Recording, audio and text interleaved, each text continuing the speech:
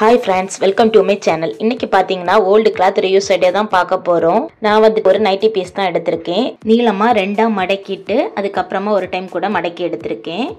இந்த பீஸ்ல ஒரு டாப் தான் தச்சு எடுக்க போறேன். நீங்க வந்துட்டு பழைய saree எதுனா இருந்துச்சுனா கூட அதுல தச்சு எடுத்துக்கலாம்.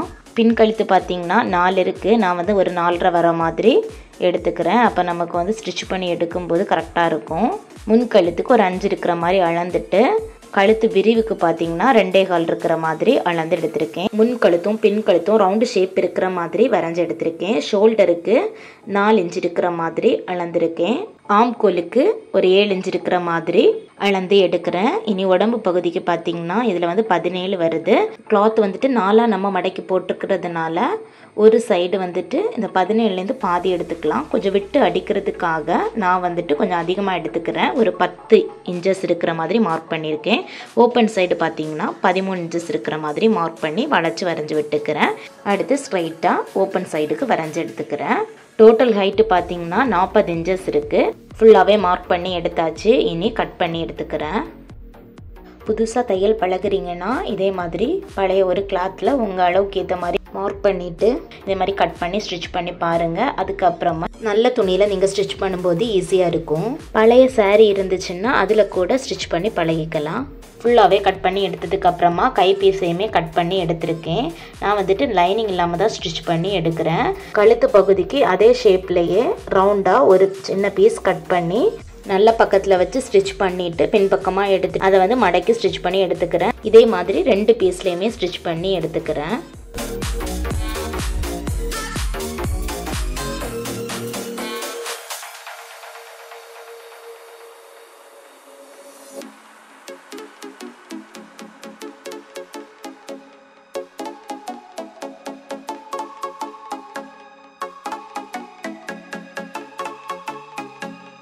ரெண்டு சைடுமே ஸ்டிட்ச் பண்ணி எடுத்ததுக்கு அப்புறமா ஷோல்டர் ரெண்டையுமே ஜாயின் பண்ணி ஸ்டிட்ச் பண்றேன். ரெண்டு பக்கமும் ஷோல்டர் ஜாயின் பண்ணதுக்கு அப்புறமா கை பீஸை ஜாயின் பண்ணி ஸ்டிட்ச் பண்ணிக்கிறேன்.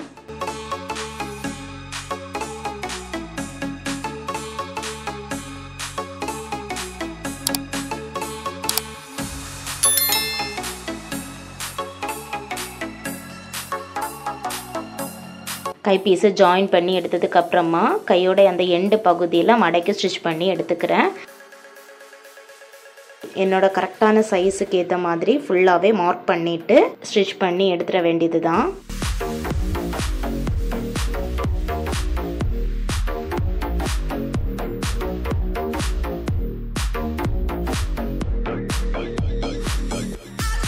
இனி ஓப்பன் பகுதி தான் ஸ்டிட்ச் பண்ணி எடுக்க போறோம். கீழ் பக்கத்துல இருந்தா ஸ்டிட்ச் பண்ணி எடுக்க போறோம். 3ஆ மடக்கி ஸ்ட்ரைட்டா ஸ்டிட்ச் பண்ணி எடுத்துக்கலாம். ஓப்பன் பக்கத்துல மட்டும் கொஞ்சம் பொறுமையா தான் ஸ்டிட்ச் பண்ணி எடுக்கணும். அப்பதான் இந்த ஃபினிஷிங் வந்துட்டு நமக்கு கரெக்டா வரும்.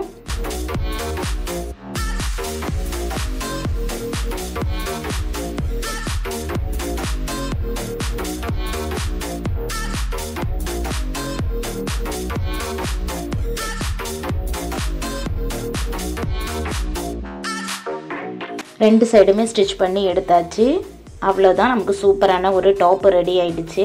ஒரு ½ an hourல நம்ம டாப்பை நம்மளே ஸ்டிட்ச் பண்ணி எடுத்தாச்சு. நம்ம கையால் நம்ம ட்ரெஸ்ஸை ஸ்டிட்ச் பண்ணி போடும்போது அதோட சந்தோஷமே தனி தான். கண்டிப்பாக உங்கள் வீட்டில் பழைய கிளாத் இருந்துச்சுன்னா இதே மாதிரி ட்ரை பண்ணி பாருங்கள். இந்த வீடியோ உங்களுக்கு பிடிச்சிருந்துன்னா உங்கள் ஃப்ரெண்ட்ஸ் அண்ட் ஃபேமிலிக்கும் ஷேர் பண்ணுங்கள். மறக்காமல் லைக் பண்ணி சப்ஸ்கிரைப் பண்ணிக்கோங்க. தொடர்ந்து சப்போர்ட் பண்ணுங்கள். தேங்க்ஸ் ஃபார் வாட்சிங்.